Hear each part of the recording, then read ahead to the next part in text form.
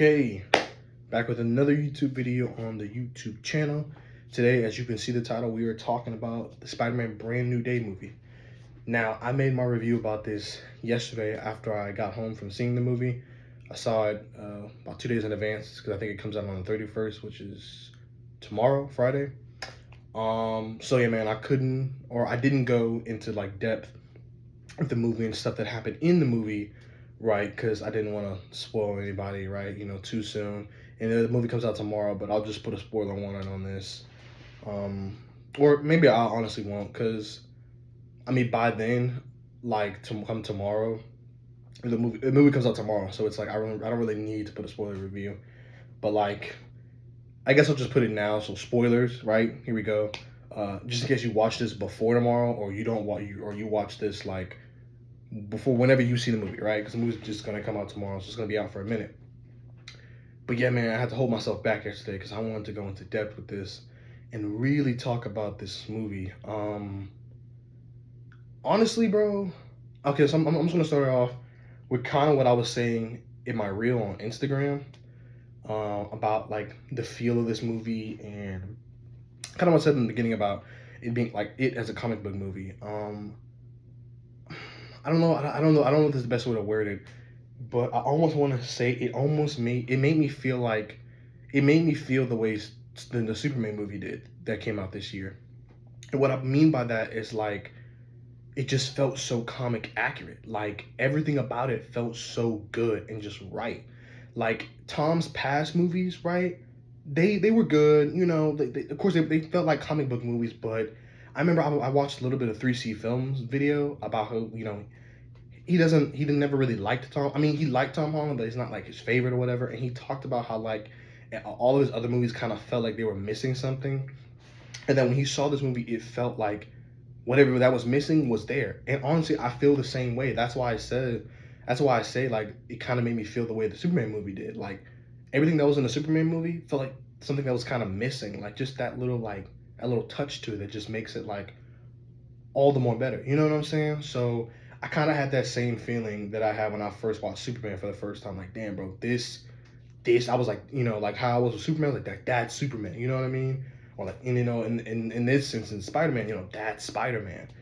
And yeah, bro, it did. And to go into depth of what that means, like, dude, the swinging in this movie, like the way Spider-Man, like in the beginning of the movie, I guess I can kind of mix in a little bit of like a walkthrough of the movie and like what I'm talking about with the feel of this movie. Um, in the opening of the movie, it's Peter reading off that note that he wrote at the end of Far From Home or No Way Home, and he's on top of I think this crane or something, and he hops down. He's watching some like Instagram reel or something from Ned with MJ about how they're in MIT or whatever. And of course, it's breaking his heart. They're all like, first day at MIT or whatever. And then like as it goes on, he's kind of talking about Ned's talking about as of like, I couldn't imagine going like doing this with somebody else. And it's just like, damn, it hits home really hard because it's like him and Ned were like the best of friends, and then him and MJ, and then all that just wiped away, right? But back to what I was talking about the swinging. When he puts away the phone and he gets like a crime alert on his phone because he has like this tapped in crime thing, almost like it reminded me of a lot of Andrew Garfield Spider-Man. He had a tapped in wire too to the police scanners in a station or whatever to hear when something was going on. So he puts the phone away, he puts his mask on. Man, that sequence, bro, when he falls backwards off the building and then he's like doing all these flips and then he gets his web out, bro. He's swinging. That shit was insane, bro. That looks so good. And then like they had him swinging at one point and the camera was like on the side of him right here and it was kind of shaking a little bit. Dude, it was the coolest shit ever, bro. Like me and my mom talked about it afterwards and we're like, dude, that like wasn't that so cool? It looked so freaking cool, bro. And then another montage of him running off the building. It was him when we saw it in the trailers. Both of these shots we saw in the trailers, but it was him when he was running off the building and then he like jumps and turns to the side and rolls. Dude, it was so cool, bro. And I think it was another one where I think it was either the same shot or another one, but he was running off the building.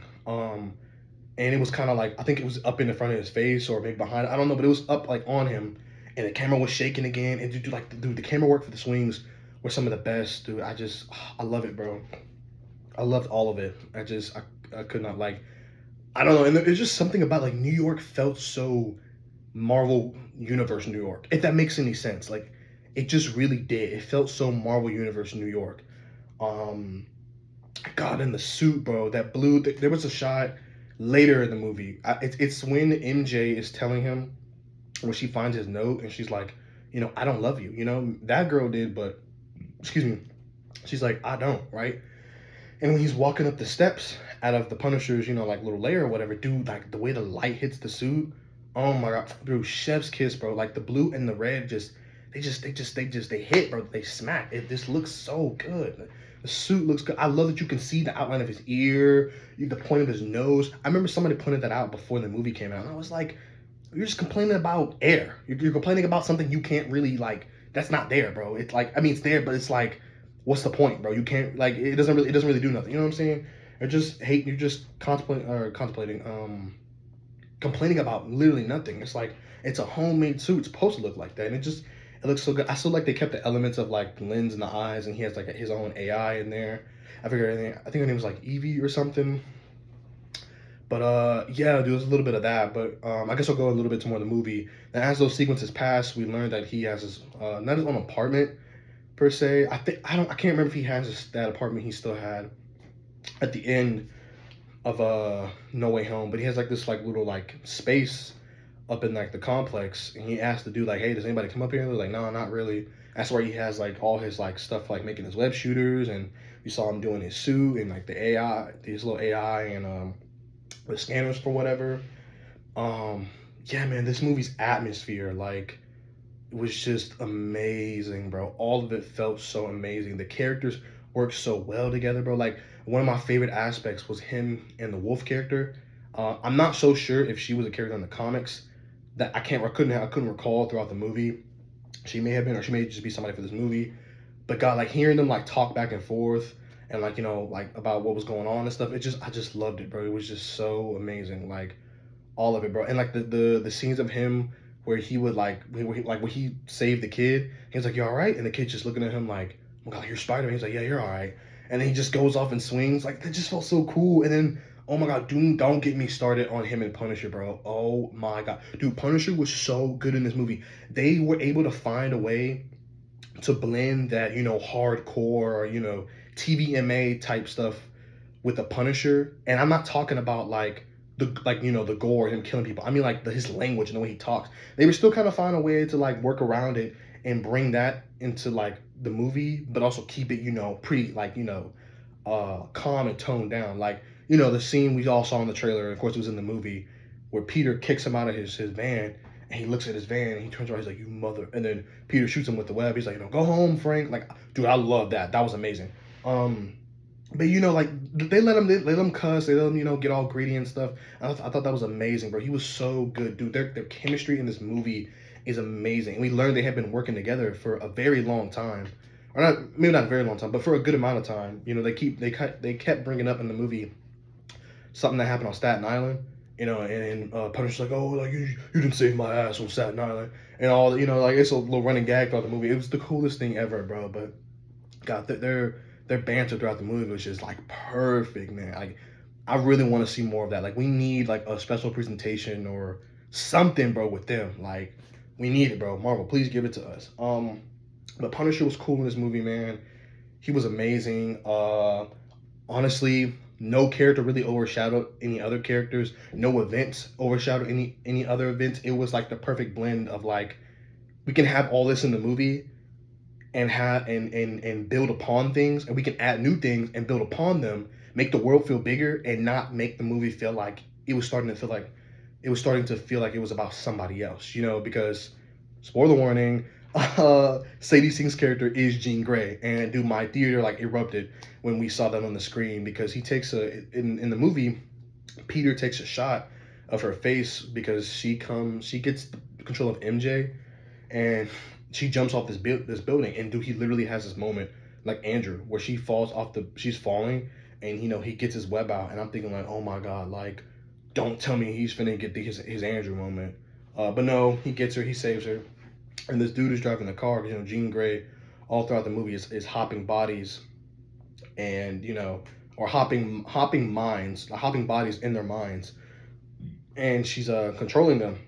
So she has the dude driving, and she's in the back seat. When they pass, he uses his lens and his mask to scan her face, and of course it comes up unknown. But he does a little digging, and he calls Yelena, and it comes up, of course, it's Jean Grey, right? So it makes perfect sense because before they brought it up, they were talking about she's Foster in and out of psych wards, and I'm like, that's definitely Jean Grey. But yeah, bro, all that stuff with her, bro, it didn't even feel like it was starting to take over, and they were starting to take away from Peter, because at the end of it all tied together. Like her trauma and Peter's trauma perfectly fit together, like puzzle pieces, bro. It was amazing. So nothing ever felt like it overshadowed something else. But yeah, man, him and Punisher were the best, dude. Punisher has such a nice role in this movie. A lot of the speaking of characters, just on that, pretty much all the Spider-Man villains we saw in this movie were pretty much like not even minimal roles. They were the villains that we saw in the trailer were literally how they were in the movie. It was pretty much just like a montage. So like how in that first ever trailer we got where he's in the air and he's throwing his boomerangs at him, and he's on that what is it, like some type of like water tank or some tank, like off the shore of New York or whatever, and like he's fighting tarantula, and the tarantula's coming at him with a little spike on his foot. And what else? There was another one too. I feel like when he's fighting Scorpion. It was pretty much just a montage. It was the same thing when he was fighting Tombstone, and they recreated that comic panel where he's holding him up above the in the air or whatever. Dude, I forget his name, but homeboy who played Tobias in the Black Lightning show, he played Tombstone. Man, I wish he was a little bit more in the movie, but I definitely feel like they're gonna bring him back. Amazing, bro. I love the montage of the villains.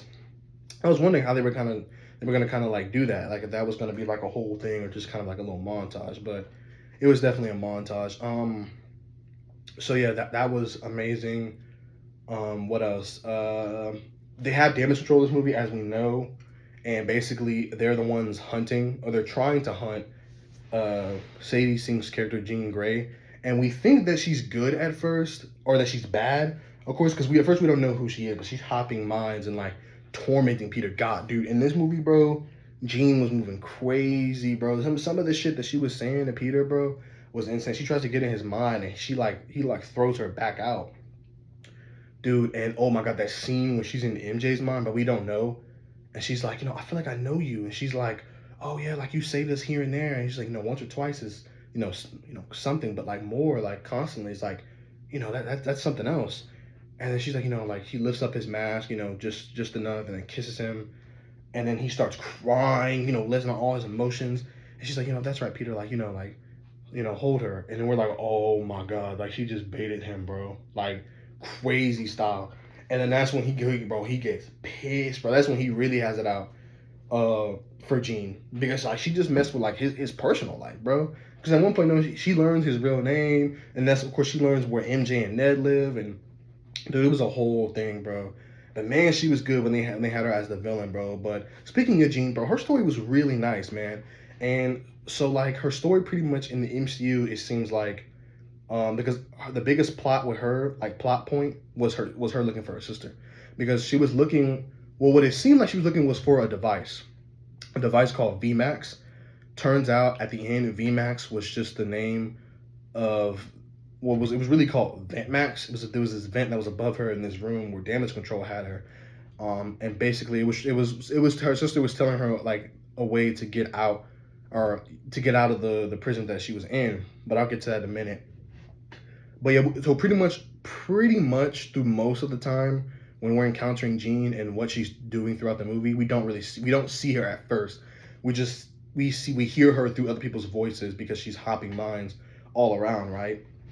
And then when it gets to the part, where is it? Oh, she's in his apartment and she's talking through that black dude on the street. We see her in her hood and all that. That's where she finds that note of MJ and all of that. And then we finally see her when she's in the car, after he saves MJ falling off the building. That's when we learn about who she is. And then that. But like I was saying, her story seems like so. It was her and her sister, right? And basically, their parents, or at least their mom, didn't care for them because the powers that they had or whatever, and that she was like scared of them. And in this movie, they make Sarah Gray have powers, which did happen in the comics, but it was different. She wasn't born a mutant; she was born a human, but she died and then was resurrected as like this um, cosmic entity type thing and called Beacon. It was a whole completely different in the comics, but it doesn't really matter to be honest. They made her a mutant, gave her the same powers as Jean. They were at this park. I guess they had run away or whatever. They were at this park, and Jean was teaching her, how to hop mines. You got I think it was like a 36 foot radius that you have to have from that person to hop into their mine. And we show she's like skipping mines like she's skipping stones. And she shows her, and she was like, Jean asked her like, "Hey, could you control everybody at this park?" She was like, "Yeah, maybe one day." And then so her sister, sees the ice cream. Is like, "You want this flavor?" So she gets up to go get the ice cream, and that's when damage control gets there, like completely just out of nowhere, hops out, shoots her with a dart. Jean tries to go after her, but her sister Sarah uses her powers to hop in her mind, make her walk away, and then that's that. And she's been on the run ever since. Now, time placement wise, I don't really know where that would take place in the MCU because her and Peter seem like they're probably around the same age. Because Peter's he's out of high school, um, probably like 19 or 20 at best. You know what I'm saying? Peter just entering his 20s. Sadie, Jean's probably 18, maybe 17. I don't know. Of course, she's relatively young because she's gonna be a teenager. She's a teenager in this movie. Most likely going to be most likely for the X-Men movie, which I'm gonna get to that a little bit later. But yeah, and she's been on the hunt ever since. And of course, the dude running damage control. Damn it, drawing a blank on the actor's name and the character's name. But the character he's playing in the movie is a huge mutant hater. He hates mutants. Now they don't go in that. They don't go into that in the movie because they don't really know what Jean is yet. Like they don't know why she has this. They just like, well, she was just born with these powers, right? And that's kind of been the whole consensus with mutants in the MCU so far. Like, I don't want to go on too much of a tangent, but just real quick to give you like what's going on with them. No one knows what they are. They just know that people are just born with powers, and they think it's just kind of something that just happens. You live in a universe where a giant purple alien collects stones, on a gold gauntlet and snaps his fingers. Half the universe goes, bye bye. It's kind of just a normal thing for people to kind of be born with powers. But the most we ever get for the touch bases on mutants is at the end of the Miss Marvel show, where her friend is like running the analysis on her DNA. He's like, you got some like type of like mutation in the X-Men theme plays. That's the most we really get. We've gotten other mutants like Namor and stuff, but they don't really touch base on it, and they probably won't tell after Secret Wars, Doomsday Secret Wars, when we get to the mutant saga, which is the next saga. So right now they kind of treat them as just pretty much metahumans. I think would be the right term for it. They just kind of born with powers. So yeah, that's just kind of that. But yes, Jean is a mutant, obviously. So she's been on the hunt for ever since, and Peter and them think that she's going after a device called VMAX, but turns out when she gets put into the prison after they figure out that homeboy was lying to them because she brings up Sarah, after she takes control of the Hulk's mind. I'll get to that too. And breaks into their damage control facility and gets into the vault, right, to get to what's his name. After he's rescued by Spider-Man and Punisher or whatever, he's like, I remember her saying Sarah, but then MJ told him that, hey, I didn't remember anything when Jean took over my mind. I just remembered like I was in my apartment or wherever she was at, and then boom, she was where she was at with Peter, and then that was it. So that's when we figure out he's lying or whatever, and that he basically used her sister to like his whole plan is to pretty much utilize her powers for like military use or whatever. He's like, these type of powers in the hands of a kid or nothing, but in the hands of someone like basically an adult, basically, for lack of a better like use of words. He wants to control her powers, right? And so they scan her brain and stuff, but they don't really scan her DNA like genetically, so they don't find the X gene. But like I said, they're not gonna probably really touch on that till like way later down the line. This is why I say the movie's so good at putting stuff in the movie and like being able for you to come back later and build on it. Like, God, man, homeboy who directed this, bro, he directed Shang-Chi, fabulous. But yeah, she's like, they're like having her jump out of her mind and back to like get her, her range up. And she looks up at the vent and it says VMAX, but it said VentMax, but the ENT is gone, basically kind of faded. And we see it as VMAX. She's like, oh, she gets it. So that's when she realized her sister was here, and they kind of basically tell her that her sister's dead without really saying it. They're like, well, your sister's sacrificed. And she's like, what did you do? And then she goes fucking insane. Dude, Jean, I'm already know people are going to be talking about this like crazy. Probably going to be power scaling or whatever. She lets loose and shatters the glass and releases her like psionic telepathic wave across not across like the whole city of New York, but like I forget the radius it was, but it was huge, like almost on some like Century Void type stuff. Well, he almost like encapsulated like almost damn near the entire city, dude. Like, given more time, he would have took over all of New York. That'd be a cool what if episode to see when they bring back What If. But yeah, boom, it just goes out, bro, and it's far as hell. And before that, they're like, well, yeah, it's like she's definitely more powerful than her sister. And then her brain starts spiking, and it just, bro, and like everybody just kind of like freezes in place. It was so cool to see, bro. It was awesome. And she has her cool moment where she brings, the damage control director out, and she has him like sitting in the chair with like the glass shards at his face. It was so cool, bro. But yeah, so that's Jean's story. That's pretty much Jean's story and like what she had going on in the movie. And at the end of the movie, we see that she's on a bus and she's going. I want to say it either looked like it was upstate New York or she was leaving the state. I kind of want to say upstate New York, but I mean, she doesn't know about Xavier them yet, so it's like we don't really know yet. But they're gonna go find her eventually for the X-Men reboot movie, because there's no way she's not gonna be in the X-Men reboot movie. But this just inevitably revealed one of our cast members for the X-Men movie, and that's Sadie Sink as Jean Grey. So I'm excited to see what they do with her, what they do with her character and the mutants in general later on down the line. And oof, when she gets to Phoenix, where it's like, y'all thought that was powerful what she did, just normal base Jean Grey. Man, just wait, bro, until they flesh everything out with the X-Men and she gets that Phoenix Force and we get like the Dark Phoenix saga. Oof. It's gonna be a bad day for the X-Men, bro. But anyway, so that was pretty much Jean's story, and all of that. I guess I could talk about the Punisher. Like I said, pretty much, he was kind of like almost kind of a side character. This movie, so I guess I can talk about the placement of this movie when I'm talking about characters, because Punisher's in here, right? So this movie takes place before Doomsday, obviously, right? But it takes place after Thunderbolts, and I'm pretty sure also after Daredevil Born Again season 2, because Sheila gives him the key to the city, and it would have been Kingpin, but he got busted and he's no longer the mayor.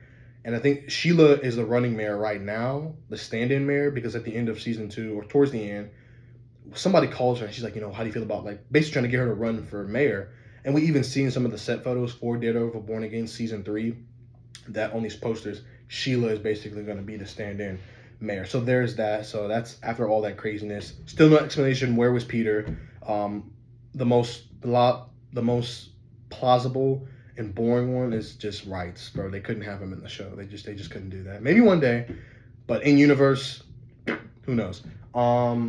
Same thing goes for when the Void was doing whatever he was doing. Again, just stuff, but probably film stuff too. Like he was probably filming Brand New Day, but that's a whole nother thing. Anyways, so yeah, he's in that. So all that had already happened, and I guess he hopped hideouts again because Matt and Karen were in his hideout, so it's like they kind of took over his hideout. So I guess he's in like that shipping yard or whatever.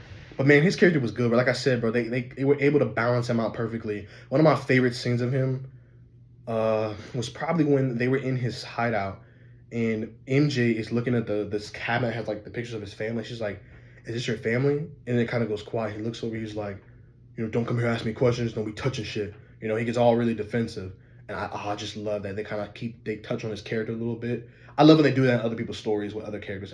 I love it so much. And another one was at the end with oh my god, with Peter when he's carrying him out after he gets shot, because when Jean is free and she's about to kill the director and Peter's trying to stop her, Frank gets on the building and he takes a shot, and it was supposed to hit Jean, but then Peter senses it while they're in the memory, which is not. It just pretty much goes to show, the way his senses work and how strong they are. We kind of already saw that in No Way Home when he was astral projecting, but his body still had the senses, so it was like, moving the box away from Strange or whatever. But he's literally in the memory, sharing that memory, with him in Civil War, where him and Aunt May are talking, and but then you replace it with Jean, and basically she gives her the same talk, and that's what is needed to, bring back Jean, to herself.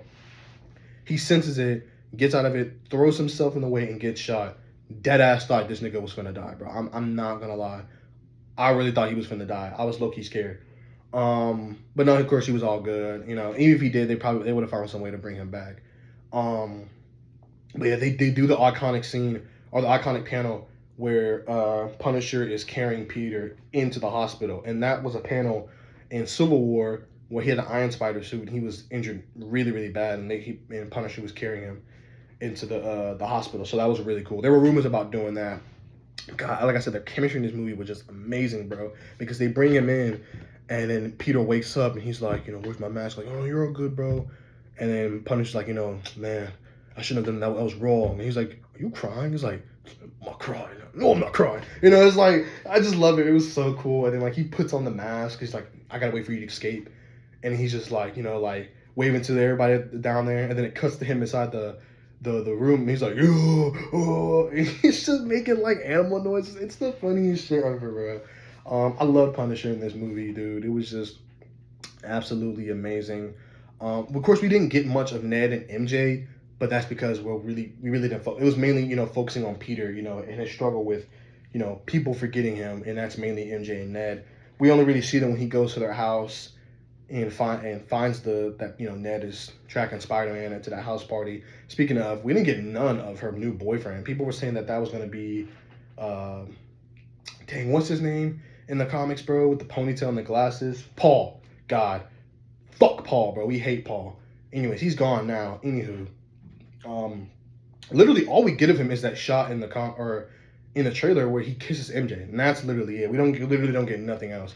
Oh, well, that, and then talking about the shark shots, but that's literally it, which is fine, because he gave me Paul energy, and fuck Paul. Anywho, so yeah, then we get beautiful scene of them when they're in an apartment after MJ figures out who he is and their history.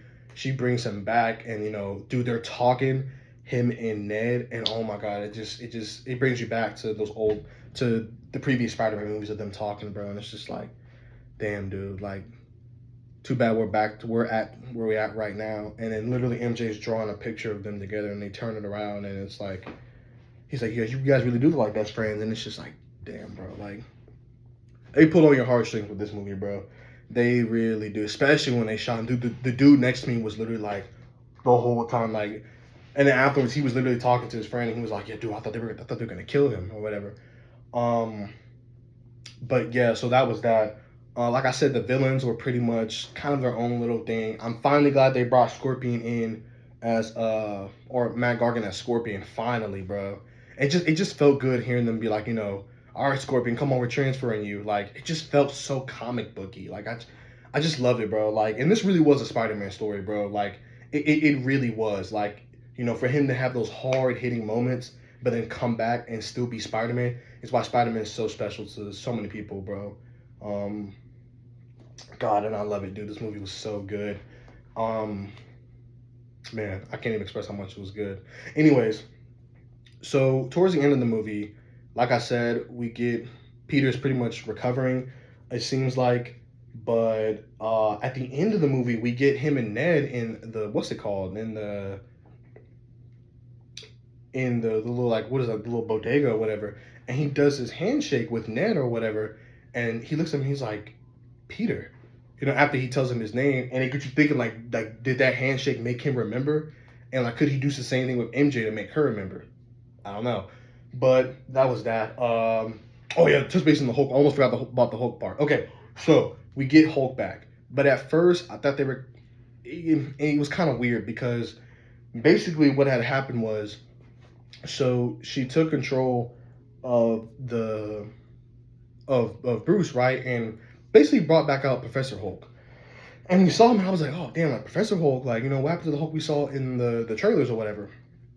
Trust me, we got to there. So basically, what had happened was she took control of him and brought out the strength of the Hulk and the look of the Hulk, but not the Hulk itself, because it was shown she can't take over the mind of the Hulk, which kind of matches because the Hulk doesn't take well to spells either. Like you can't really cast spells on the Hulk's mind per se because once Banner kind of like once she kind of got knocked out of him, he was like, you know, what's going on? And she tried to get back in, and the Hulk was kind of like no, or it was Banner, but it was kind of fixed with the mind of the Hulk, so he like pushed her out. But then once she was out completely, she went to the Punisher, took him over, and a little funny scene when she was like, wow, this dude has a lot of issues, and I just thought that was really funny. Um, but it's just Banner at that point. He's like, you know, you got to go, bro. Like, I think she broke my mind or whatever. And he's slowly turning into the Hulk. And he's like, Dr. Banner. And he's like, no Banner, no girl, only Hulk. And he gets super big. And we get, dude, literally, like, he was radiating like 20, he was radiating 2012 first Avengers movie Hulk, bro. He literally even he does him like Loki. He grabs him by the leg. He's, you know, smacking him all over the place. And oh, it was the coolest shit ever, bro. Seeing him as the Hulk raging, bro. And we just got Red Hulk in Brave New World. I really want to see a Hulk versus Red Hulk. And it was decent, bro. Their fight was nice. Like it was so cool seeing his webs kind of like press down on him when he's like holding him back and stuff. It was literally like the coolest thing ever, bro. Seeing the Hulk come back, and it almost seems like the Hulk kind of remembers Peter, but I don't know how that really works because the Hulk has never met Peter. But because a lot of people were like, well, I hope the Hulk remembers Peter, but it's like he can't remember him if he really never saw him. But then they could kind of play on the idea, well, Bruce saw him, so he's in the subconscious mind of Bruce, which also means he's in the subconscious mind of the Hulk. So then the Hulk will remember him, right? He's like, you know, like, Bruce, like, I'm your friend. And he kind of lets go. He looks at himself in the mirror and he gets pushed off the ledge and he's holding on and then he just lets go. Like, and then that's when you kind of see Bruce taking over. We'll see what they go with, where they go with that. And hopefully in Secret Wars they'll bring him back. I don't think the Hulk is going to be in Doomsday as far as we know. Same thing with Spider-Man. But then, okay, then that leaves me now with the post-credit scene. So the post-credit scene opens up, and it's the Spidey tracker that they've been using pretty much the whole time, or that Ned has been using to track Spider-Man when he's nearby, right? So basically, it opens up and it's in New York. It's like, you know, new Spider-Man location detected or something like that, and it goes out of New York, off of Earth, and moves off to the side, and it has him right there. And it's like location unknown, and bro, the movie theater like erupted, bro. So basically, with that, that's not it's tying in not to Doomsday, I don't think, but I think it's tying into Secret Wars because pretty much as far as we know, Spider-Man's not gonna be in Doomsday. At least not Tom Holland Spider-Man. He's gonna be in Secret Wars and he's gonna be on Battle World, and then he's gonna get the symbiote, and then that's where we're gonna get all that. Tobey Maguire's Spider-Man, I'm pretty sure is gonna be in Doomsday, so it could have been about that. But I think it's more Secret Wars Battle World stuff. So yeah, but man, dude, just thinking about this again, bro, the whole of the movie. This movie's great, bro. Like I said in my reel, this probably jumped to like my favorite Spider-Man movie and one of my favorite comic book movies ever, bro. Like, I'm really hoping I didn't miss nothing, bro, because it's just so much on my mind. But yeah, man, this movie was great, bro. The action, the music, all of it, man. It was the best, and they open up so much for the movie. I just love it. Oh, actually, before I forget, there is one more thing. No, so yeah, I always like to do that at the end. I like to sit back and kind of think a little bit. Oh, Kimmy, I almost forgot about this. Um, Spider-Man's powers. So a lot of people were thinking that they were gonna do Man Spider, right? And a lot of people were upset that they were gonna do Man Spider because they were like, I had people saying before the movie came out, they were like, "Oh, he turns to Man Spider, I'm walking out." I'm just like, chill, dude. Like, pick up a comic book, read it real quick. You're good. Like, they turn him into Man Spider. He's not gonna be Man Spider forever. You know what I'm saying? It's why it would benefit people who watch Marvel movies to read a comic book every now and then. I mean, me, I really didn't care. If they were gonna do it, it wasn't gonna last long. But they came out and said they're not gonna do it. But his powers did go on the fritz, right? He got those black eyes like a spider. the like kind of like, you know, aggressive strength, and you know, him like just kind of losing control, and then the organic webbing and the webbing that like can break katana swords, right? Right. So they didn't really do nothing in the movie. It was kind of just as of like he was just evolving, right? He was just kind of evolving, because you know of his arachnid powers. But I don't think that's just it. This is gonna be the last thing I talk about before I end off the video. I think that this is built, and I said this when the first trailer came out, that they're building towards the spider totems and the web of life and destiny, and eventually a Spider Verse project, because what what he experienced in this movie is the same thing he experienced in the comics, and it was in the storyline called The Other. Literally, almost kind of the same thing happens. His eyes don't go black or nothing. I think he gets organic webbing, but what happens is, I'm not gonna go into too much of the story. Just basically where he gets new powers. So he goes under this bridge, and he's in a cocoon. Like he encased himself in a spider web, in a spider cocoon. Um, he comes out of it, and he goes to save this girl from like this building or whatever. And he ends up having like night vision. He gets these talons that come out of his wrists, like Kane Parker. He's able to have sticky adhesive all over his body. So like he carries the girl on his back, like all types of stuff, bro. Now pretty much none of them lasted, like none of them. Marvel had them and then just like forgot about them, or it's like, okay, well that was cool, and they just poof, none of that's a thing anymore. But the reason why I say that they're building to what they're building to is because The Other literally set up Spider Verse and the Inheritors and all that.